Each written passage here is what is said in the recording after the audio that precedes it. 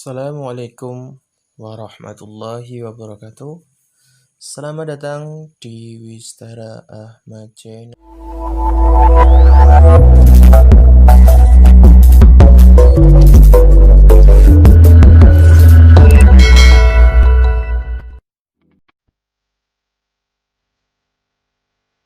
Assalamualaikum warahmatullahi wabarakatuh.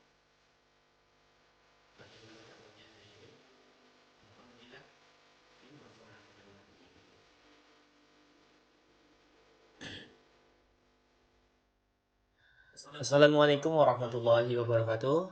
Alhamdulillah pada kesempatan kali ini kita bisa bertemu kembali pada mata pelajaran fikih kelas 8. Anak-anak kelas 8, bagaimana kabarnya hari ini? Alhamdulillah, luar biasa. Allahu Akbar.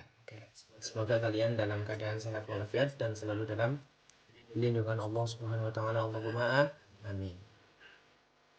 Oke anak-anak semuanya, untuk pertemuan kali ini kita sudah masuk ke pembahasan berikutnya, yaitu di bab 3, puasa fardu dan puasa sunnah. Namun sebelum kita memasuki pembelajaran, silahkan luangkan waktunya untuk klik subscribe terlebih dahulu agar nanti kalian bisa memperoleh notifikasi pemberitahuan seputar materi pembelajaran fikih selanjutnya. Dan apabila video ini bermanfaat, silakan klik like dan juga share ke teman yang lainnya agar teman-teman yang lain bisa memperoleh manfaat dari pembelajaran kita kali ini. Oke, terima kasih. Silakan siapkan buku fikih dan catat materi penting pada pembahasan kali ini. Oke, untuk mengalami pembelajaran silakan kita bersama membaca basmalah terlebih dahulu. Bismillahirrahmanirrahim. Oke, materi pembelajaran kelas 8 semester Gasal. Di dalam pembelajaran kali ini ya, kita akan belajar bersama tentang pengertian puasa, kemudian syarat puasa, dan rukun puasa, sunnah puasa, hal-hal yang dimakruhkan ketika puasa, kemudian ada hal-hal yang membatalkan puasa, dan yang terakhir adalah hal-hal yang membolehkan tidak berpuasa. Langsung saja, untuk pertama adalah ketentuan puasa, pengertian puasa. Tahukah kamu apa itu puasa? Ya, istilah puasa dalam bahasa Arab dikenal dengan siam ataupun saum. Keduanya merupakan bentuk masdar dari soma, yasumu, sauman, wasiyaman, yang berarti menahan ataupun mencegah ya. Sedangkan menurut istilah, puasa adalah menahan diri dari segala sesuatu yang membatalkan puasa sejak terbit fajar hingga terbenam matahari, disertai niat, syarat, dan rukun tertentu. Oke, itu adalah pengertian tentang puasa ya. Jadi yang namanya puasa itu asal muasalnya adalah menahan ataupun mencegah menurut bahasa, kemudian menurut istilah adalah menahan diri dari segala sesuatu yang membatalkan puasa sejak terbit fajar hingga terbenamnya matahari, dan disertai dengan niat, syarat, dan rukun tertentu. Bisa dipahami anak-anak? Oke, kita lanjutkan.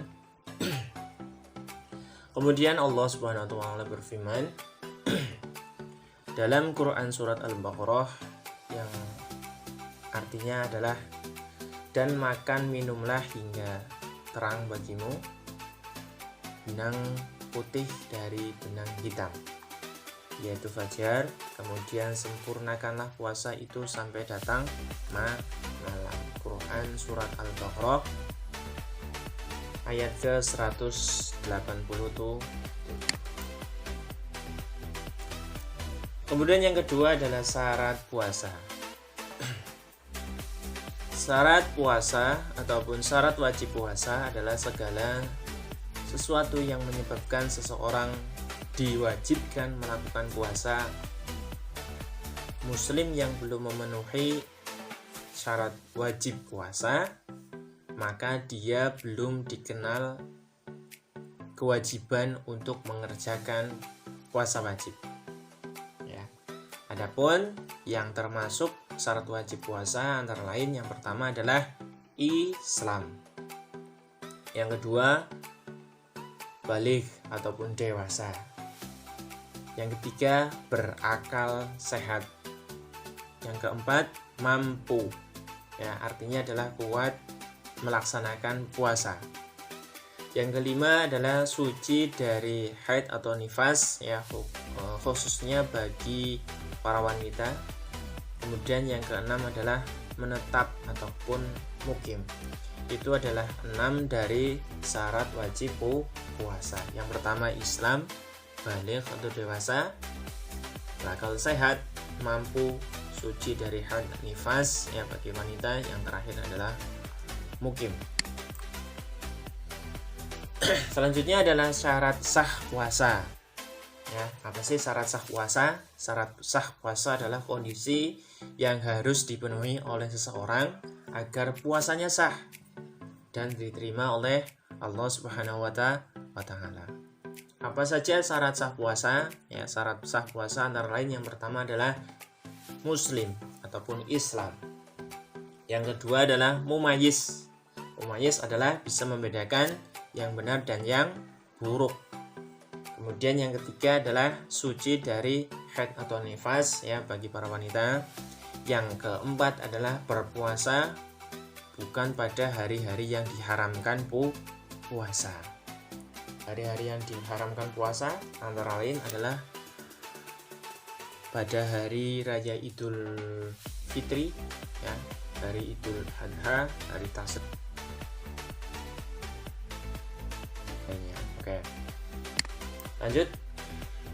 Yang ketiga adalah rukun puasa. Pada waktu kita berpuasa ada 2 rukun yang harus diperhatikan. Yang pertama adalah niat, yaitu menyengaja untuk berpuasa.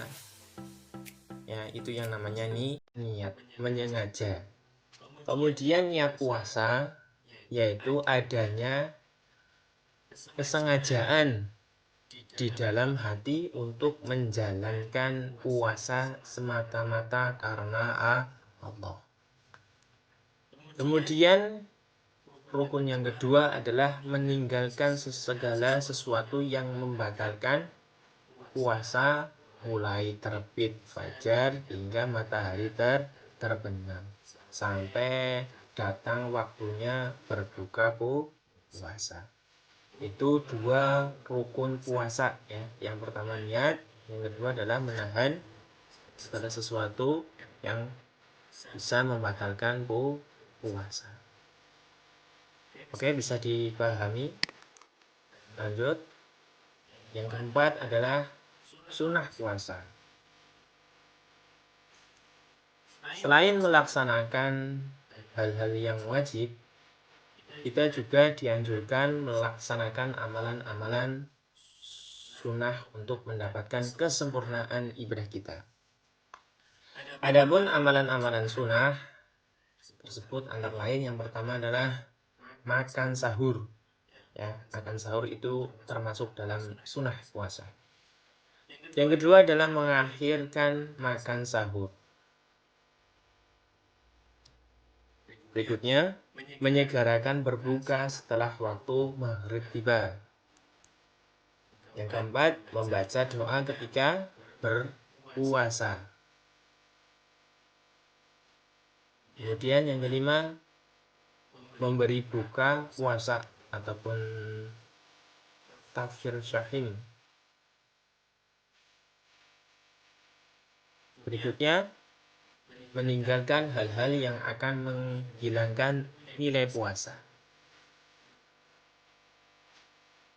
Oke. memperbanyak amalan soleh, terutama membaca Al-Quran dan bersedekah. Kemudian iktikaf. Ya, apa sih iktikaf? Iktikaf adalah berdiam diri di masjid untuk beribadah kepada Allah Subhanahu wa Ta'ala. Yang kelima adalah hal-hal yang dimakruhkan ketika puasa. Ya, tahu itu makruh, makna dari makruh. Ya. Lebih baik tidak melaksanakan. Tapi kalau melaksanakan, ya kita tidak berdosa. Hal-hal yang dimakruhkan ketika puasa, ya ketika kita sedang berpuasa, ada hal-hal yang dimakruhkan, ya, dilakukan meskipun tidak sampai membatalkan puasa, antara lain. Yang pertama adalah berkumur-kumur, ya, yang berlebihan. Yang kedua adalah menyikat gigi, ya, bersiwak, ya, setelah tergelincirnya matahari. Yang ketiga adalah mencicipi makanan walaupun tidak ditelan. Yang keempat adalah memperbanyak tidur ketika berpuasa. Yang kelima, berbegam ataupun disuntik. Ya. Yang keenam adalah sengaja melambatkan berbuka padahal sudah waktu tiba. Ya. Waktunya untuk berbuka sudah tiba. Itu adalah hal-hal yang memakruhkan ketika berpuasa. Oke, bisa difahami. Kita lanjutkan. Yang keenam adalah hal-hal yang membatalkan puasa. Saat kamu berpuasa, berhati-hatilah jangan sampai melakukan sesuatu yang dapat membatalkan ibadah tersebut. Adapun beberapa hal yang dapat membatalkan puasa antara lain, yang pertama adalah makan dan minum dengan sengaja. Yang kedua adalah murtad ataupun keluar dari agama Islam. Yang ketiga adalah muntah dengan sengaja, ya, muntah dengan sengaja. Yang keempat adalah bersetubuh ataupun melakukan hubungan suami istri pada siang hari. Yang kelima adalah keluar darah haid ataupun nifas. Yang keenam, keluar air mani yang disengaja. 7. Merubah niat puasa. 8. Hilang akal karena mabuk, pingsan ataupun gila. Itu adalah hal yang membatalkan puasa. Kemudian nomor 7 adalah hal-hal yang membolehkan tidak berpuasa, ya. Hal-hal yang membolehkan tidak berpuasa.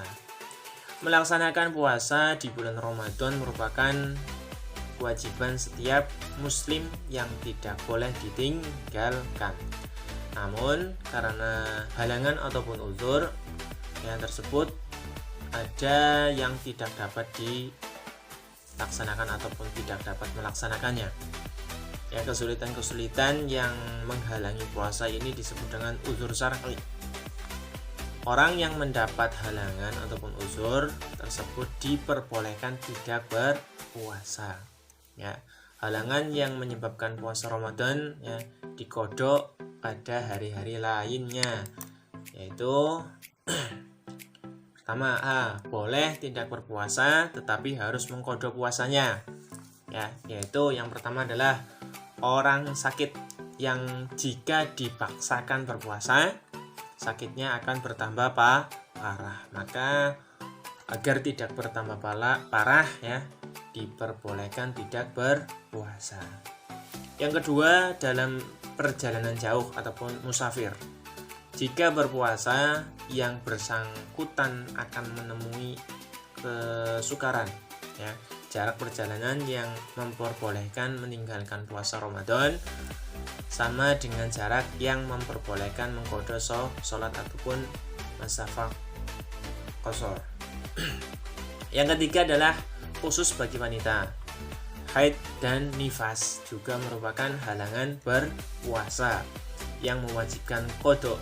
Bahkan orang yang sedang haid atau nifas haram baginya untuk melaksanakan puasa. Oke, bisa dipahami. Kemudian yang B adalah boleh tidak berpuasa tetapi harus mengganti dengan membayar fidyah, ya, yaitu semua halangan yang membuat seseorang tidak sanggup melaksanakan puasa. Antara lain, yang pertama adalah orang yang lanjut usia. Yang kedua adalah orang yang sedang sakit, ya, menahunan, ya, sudah lama, sudah bertahun-tahun sakitnya, sehingga tidak mungkin dapat mengqadha puasa di hari-hari lain. Yang ketiga, orang yang sedang hamil. Yang keempat, ibu yang menyusui anak. Yang kelima, orang yang bekerjanya tidak memungkinkan dapat berpuasa Ramadan dan tidak dapat mengqadha di hari-hari yang lainnya. Itu adalah boleh, ya, termasuk yang boleh tidak berpuasa tetapi harus mengganti dengan membayar fidyah.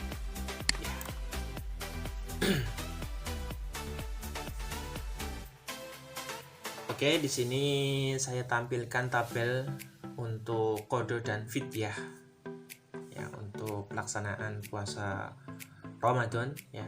Yang pertama bisa dilihat di sini adalah orang yang boleh meninggalkan puasa.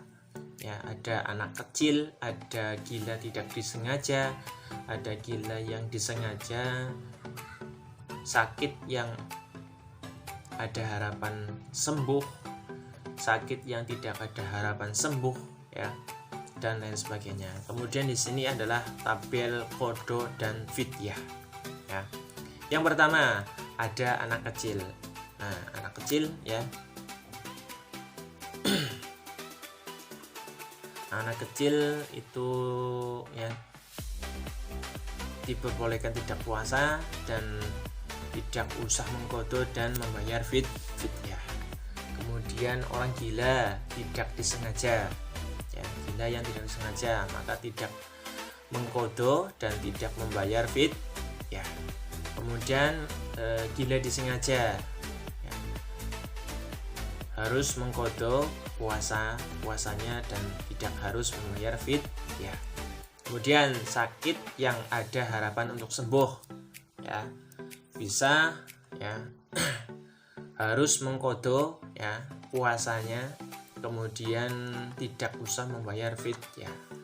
Kemudian sakit yang tidak ada harapan sembuh, nah, sakit yang menahun, ya, tidak mengqadha karena sakitnya menahun, ya, tidak ada waktu untuk mengqadha, maka dianjurkan membayar fidyah. Kemudian orang yang sangat tua, nah, tidak mengqadha, ya, tetapi membayar fidyah. Selanjutnya orang yang berpergian ataupun musafir. Untuk orang yang berpergian, ya, mengqadhanya saja, ya, dan tidak membayar fidyah. Kemudian orang hamil menyusui, ya, orang hamil menyusui. Yang pertama adalah khawatir, ya, akan dirinya sendiri. Kalau orang yang sedang hamil ataupun menyusui, ya, dia tidak melaksanakan puasa karena khawatir anak akan dirinya sendiri, ya, dan bayinya, ya, maka diwajibkan untuk mengqadha. Namun apabila tidak melaksanakan puasa karena khawatir akan bayinya, ya, maka ibu tersebut, ya, wajib mengqadha dan membayar fidyah. Bisa dipahami di sini, ya. Saya ulangi lagi, ya, orang hamil ataupun menyusui, ya, tidak melaksanakan puasa, ya, karena khawatir akan dirinya sendiri, ya, maka ia harus mengqadha puasanya, ya, mengqadha. Kemudian, ya, mengqadha, tidak membayar fidyah. Kemudian apabila ia khawatir, ya, akan dirinya dan bayinya, ya, itu juga mengqadha, ya, dan tidak membayar fidyah. Tetapi kekhawatiran itu, ya, untuk bayinya ya, maka ibu tersebut harus mengkodo puasa dan juga membayar fidyah. Bisa dipahami di sini ya. Kemudian untuk haid ya, wanita yang sedang haid maka diharuskan untuk mengkodo ya, mengkodo tidak membayar fidyah ya. Kemudian untuk ibu yang nifas ya, sedang setelah melahirkan ya, nifas, kemudian wajib mengkodo dan tidak membayar fidyah ya. Nah, di sini ada keterangan bila jima ataupun bersetubuh di siang hari ya, berdasarkan urutan kemampuannya ya. Apabila ya melakukan jima ataupun bersetubuh pada saat bulan Ramadan ya, maka di sini ada ya, memilih yang pertama adalah memerdekakan budak ya, ataupun puasa 2 bulan terus menerus ya, puasa 2 bulan terus menerus ya, tidak pedot ya. Kalau misalkan pedot ataupun putus maka diulangi lagi dari awal. Yang ketiga adalah memberi makan 60 orang miskin. Nah, ini ya bisa dipilih ya.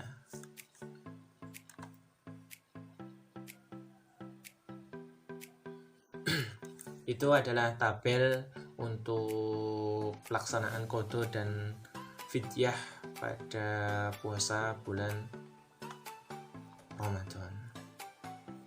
Oke, bisa dipahami ya tabel di sini. Selanjutnya yang terakhir adalah evaluasi. Silakan kalian kerjakan di buku tulis ya. Dikerjakan semuanya, ada 2 nomor di situ. Oke, untuk pembelajaran kali ini sudah selesai ya, semoga bermanfaat buat kalian semuanya. Marilah kita tutup dengan membaca hamdalah bersama, alhamdulillahirabbil alamin. Oke anak-anak ya, apabila pembelajaran kali ini bermanfaat buat kalian, jangan lupa klik like ya, dan share ke teman yang lainnya. Dan yang belum subscribe silakan subscribe terlebih dahulu ya, biar nanti kalian bisa memperoleh notifikasi pemberitahuan update video yang lainnya. Oke, untuk pembelajaran kali ini saya cukupkan. Saya akhiri. Wassalamualaikum warahmatullahi wabarakatuh.